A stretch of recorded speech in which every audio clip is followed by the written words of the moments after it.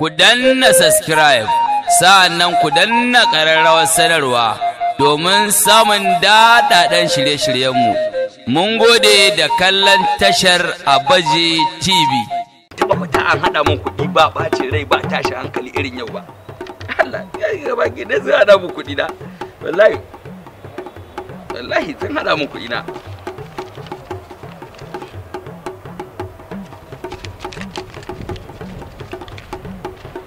Abaje? Alaido. Me naga kana yi? Kuɗi. Naga haka kake. Mana. Anya kana kaunar rayuwarka kuwa? Abaje? Yanzu ba cuɗanya da mutane ma yanzu an hana.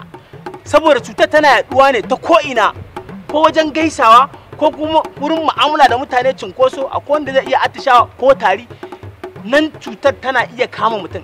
Amma kai saboda baka kaunar rayuwarka, ka zo ka sa kuɗi a gaba kana lasa hannunka kana kirga kana daɗa lasa kana kirgawa, baka san hannun da mutane ire-iren hannayen da mutane kuɗin suka shiga hannunsu ba ko ɗaya, amma ka zo kana lasa hannunka kana kirga kuɗi saboda kai baka ƙaunar rayuwa. Atishawa ma fa Abaje an koya mana yadda zaka dinga yi haka, amma kai ka sa kuɗi kana lasa da yawu ko hannunka baka wanke ba.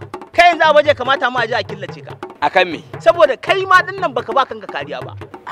To bari an gaya ma gaskiya, ni abin da na yarda da shi guda ɗaya ne. Kawai in ka riƙe Allah da manzansa ka riƙe Alƙur'ani ka gama komai. Su masu killacewar mama sai sun fi jin daɗin killacewa da wannan. Kuɗi ne fa. Kaga sasa a nan gurin. Wa ni ai ba mahaukaci bane da hankali na.